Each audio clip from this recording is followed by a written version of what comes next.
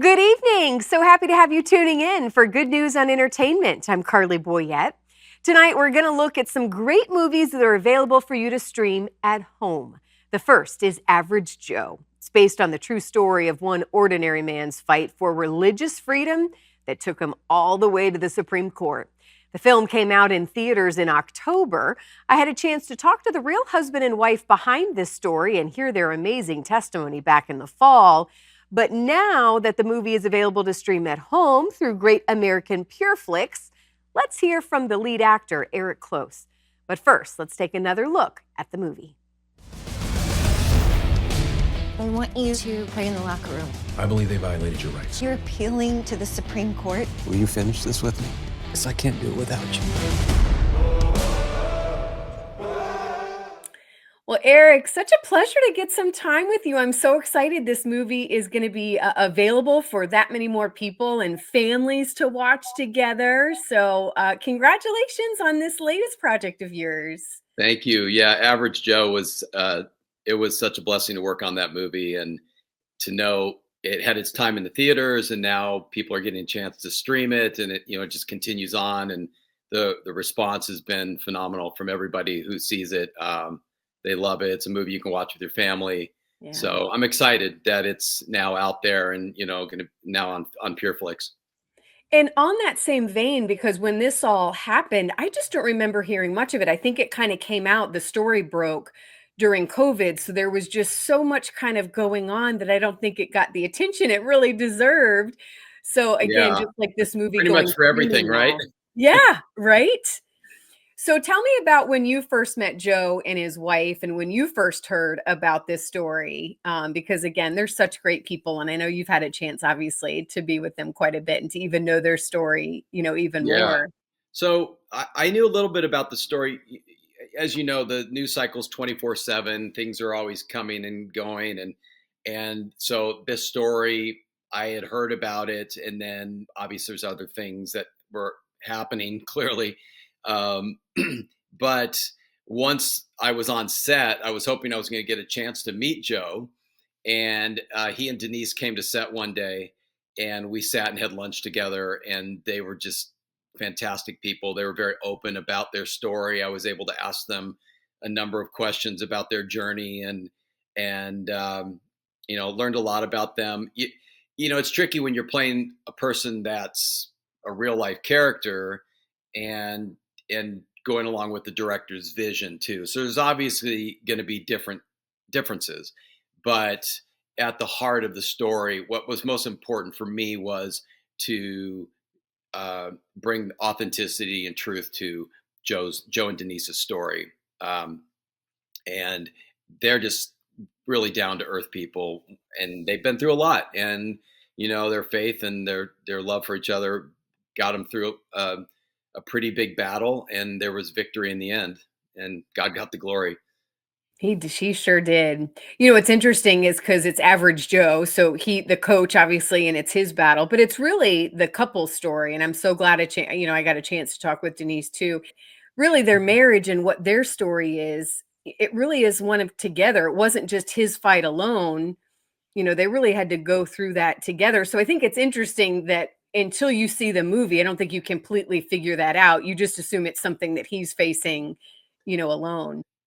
Yeah, and it clearly wasn't him facing it alone. I think there were at times, and you see this in the movie, they both felt at times they were fighting alone, and that there were times where you thought that relationship was going to be broken, but they hung in there. They clung to their faith and their love for each other to get through it, and I just thought it was a great example of persevering through adversity. And there's that scripture about three chords are stronger than one, where you have that strength. And with God at the center of their relationship, they were strong. And that's, I mean, look, that's life. I mean, we go through challenges, and if you can hang in there through those difficult times, there's a good outcome on the other side. This movie, their story is a lot about, taking a stand, being bold about their faith. Was there any hesitation? I mean, it's not like you've done a whole bunch of these faith-based, movies. As an actor, was there a moment where you go, "Okay, am I gonna take on this role and was there ever kind of any concern about stepping into this world?" No, no, never. I as soon as I read the script, I thought, okay, I want to be a part of this story. I've said this before. I the first priority for me on a project is always starts with the story. There's been times where I've turned down projects, even though I liked the character, but I just didn't like the story.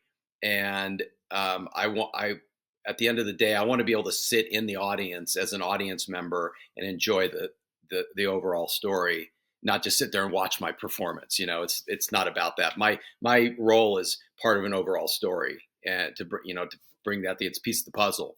And yeah, while it's Joe and Denise's story, there's a lot of other characters that were involved in making this whole thing happen. The attorneys, his friends, mentors, pastors, everybody. His history as a football coach.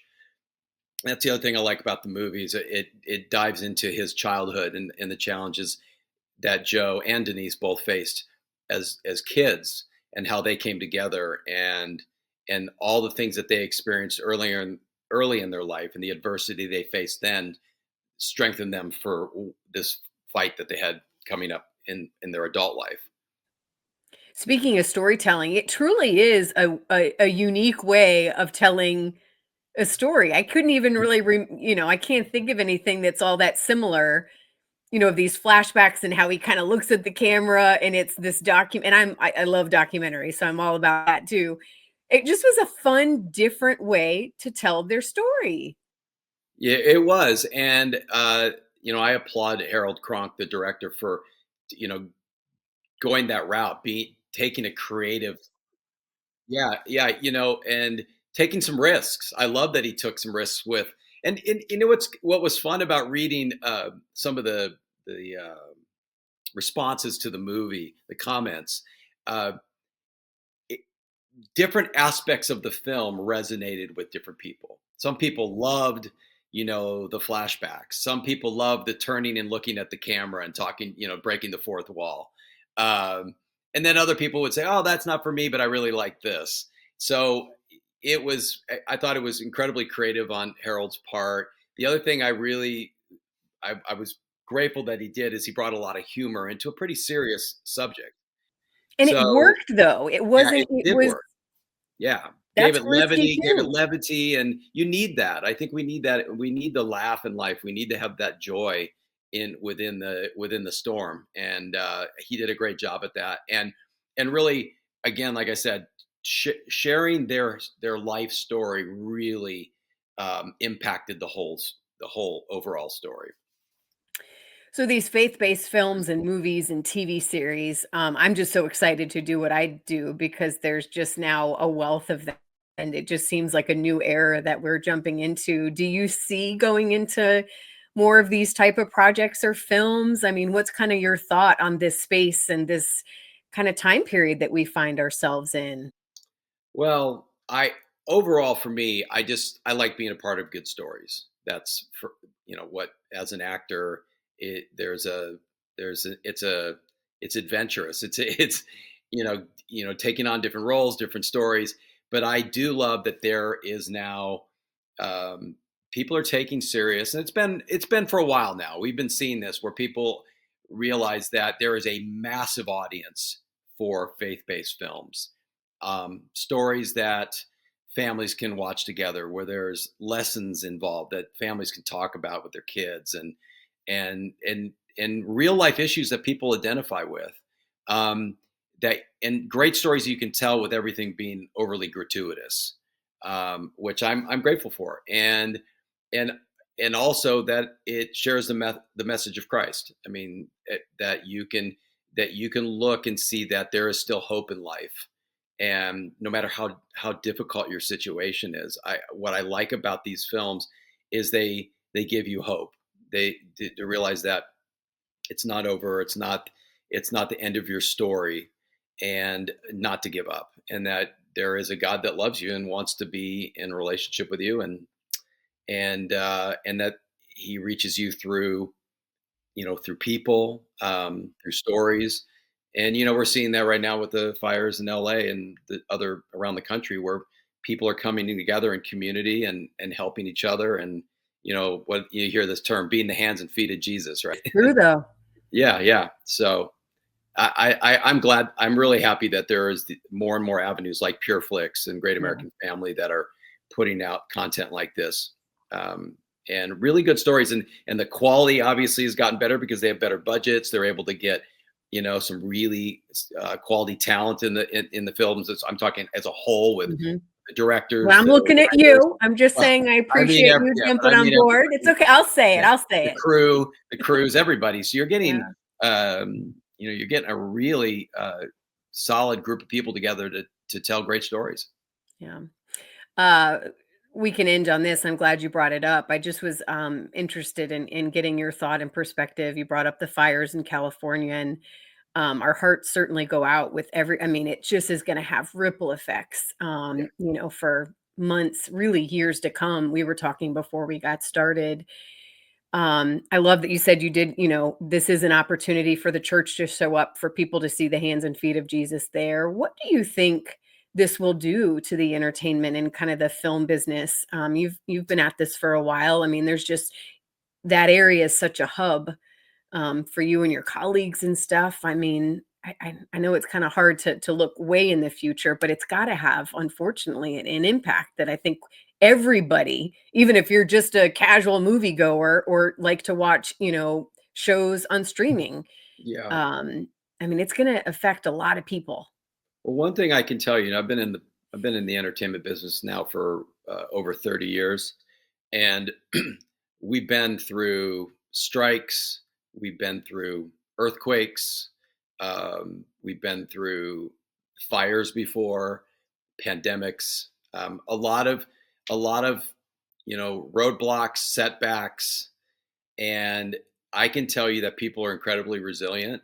Um, the the way I just love being on a TV set or a movie set and watching how it's a well-oiled machine. They know what they're doing and they do it very well.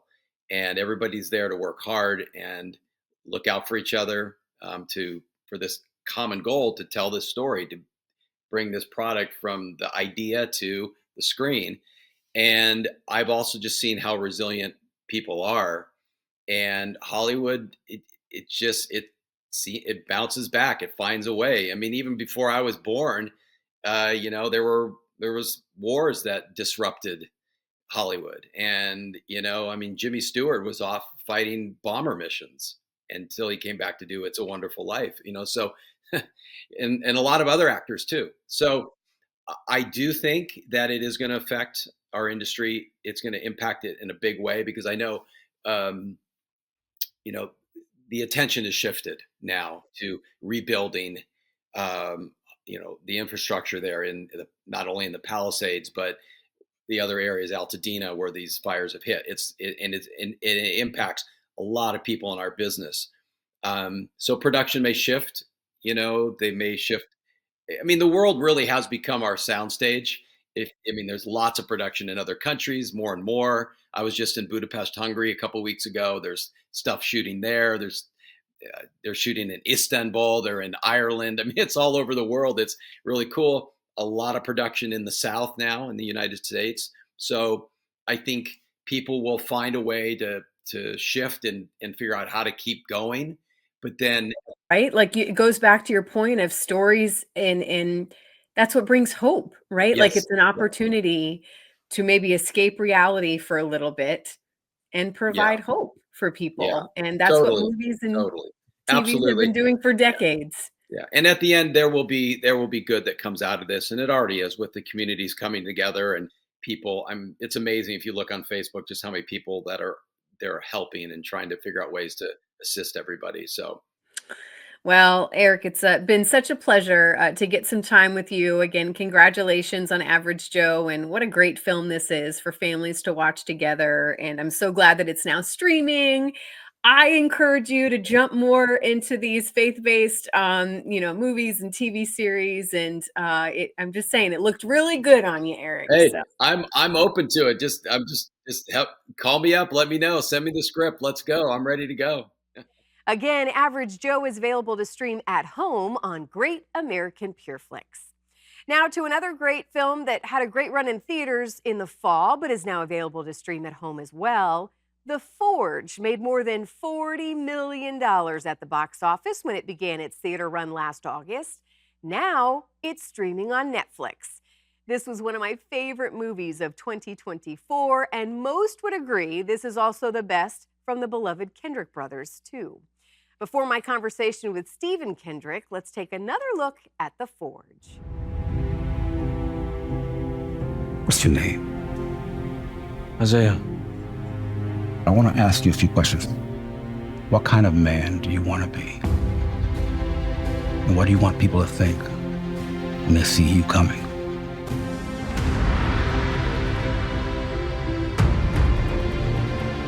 Now you devote your heart to following the Lord, no matter what the cost. He hasn't had a good man in the home to be a role model. No matter how much I do, it's hard for a woman to call out the man in her son.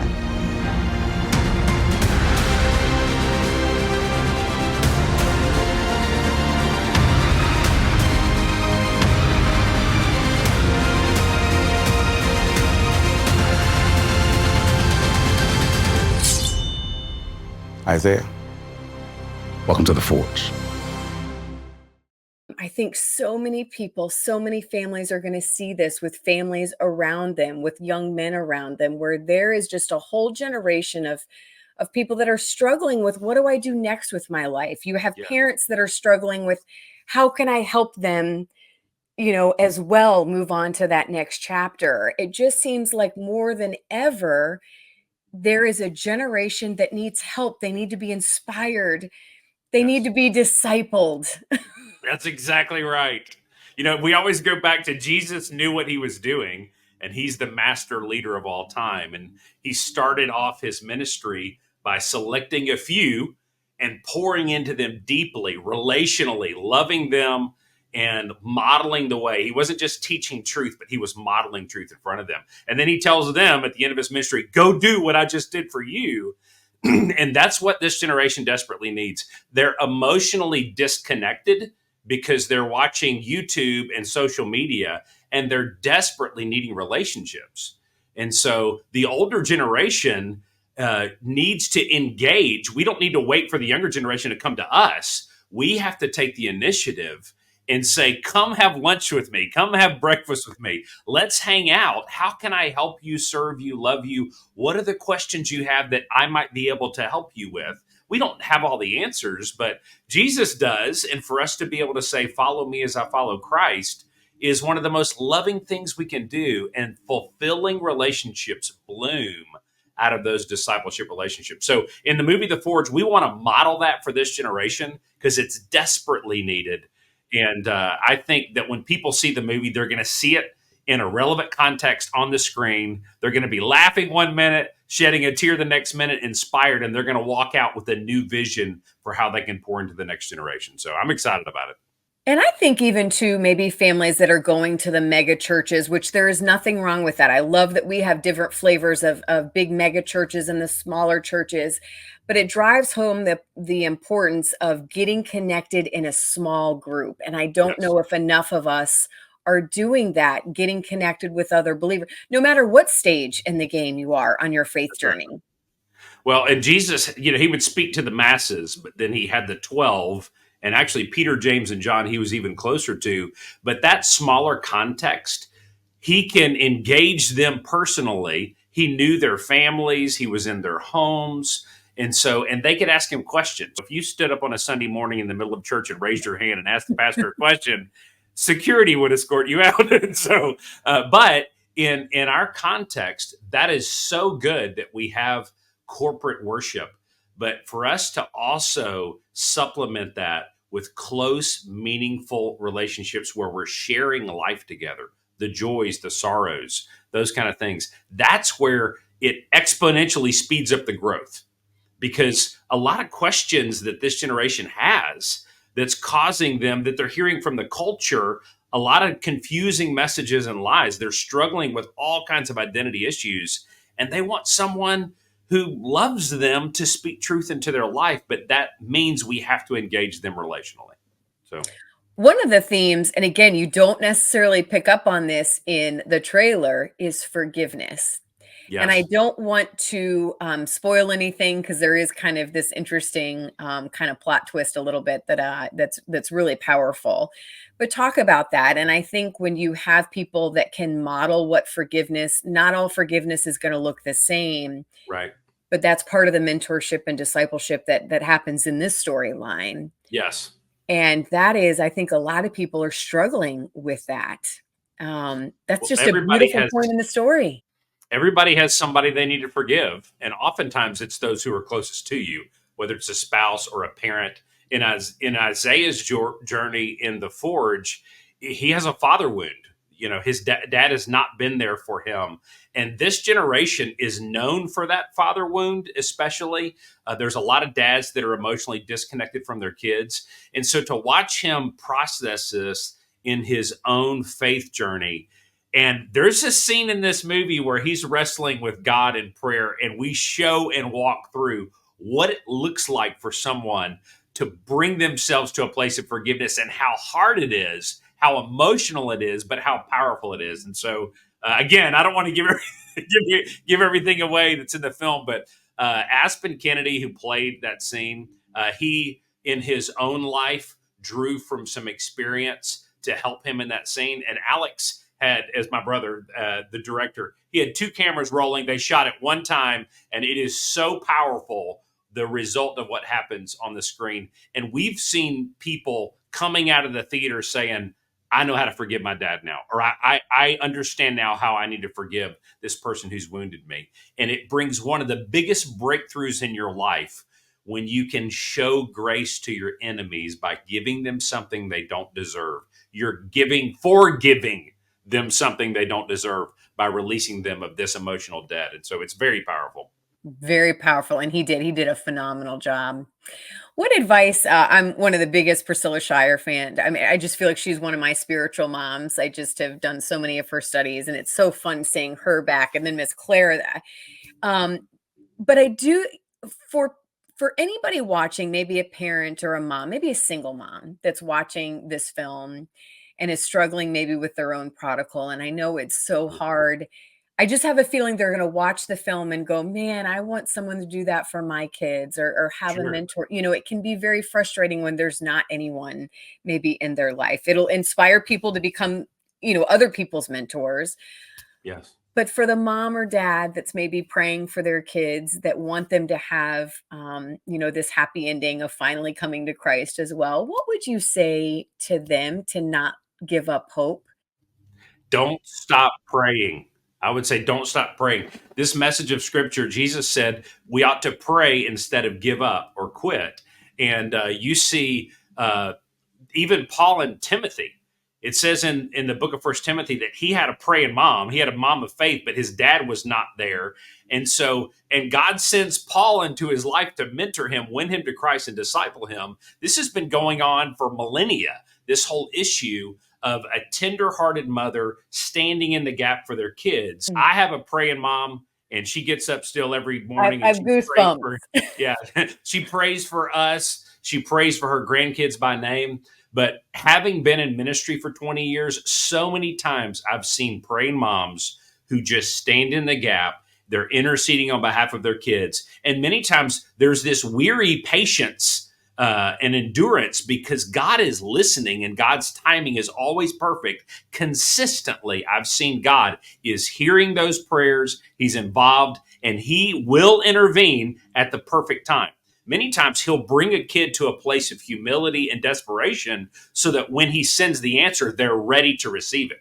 If he sends that answer too soon and they're unteachable and hard-hearted, then they're going to miss this opportunity. And so he may allow them sometimes to end up at that low place where they're now open And when God sends that answer into their life, they're grateful, they're teachable, they're tenderhearted, they're ready to receive it. So I would say, do not give up. Keep praying for those kids, even if they're long gone out of the home.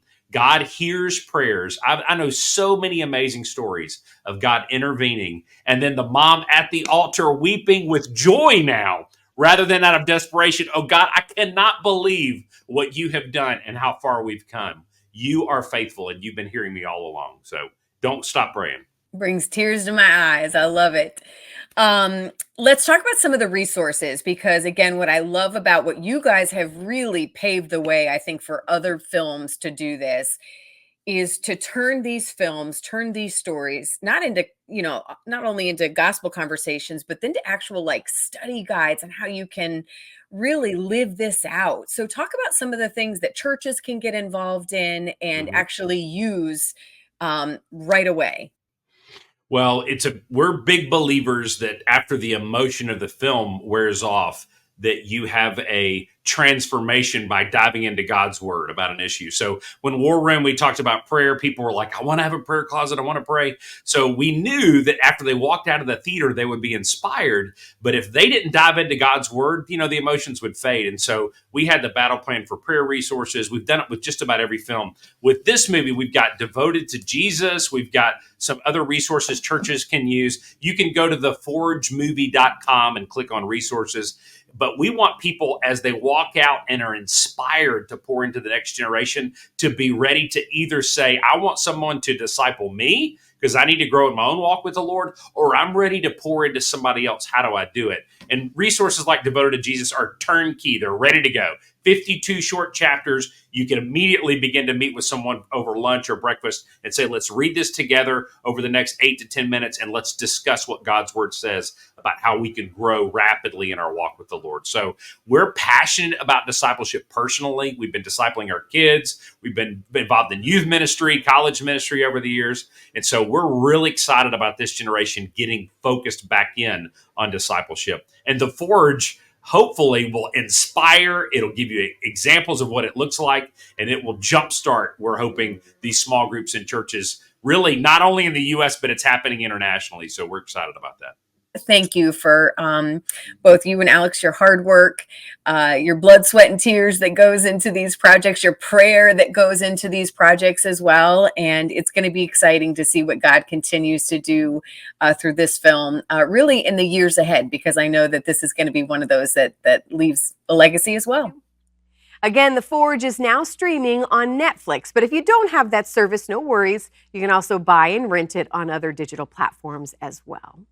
Well, thank you so much for tuning in tonight. I'm Carley Boyette, and I look forward to seeing you next week right here on your Christian Television Network.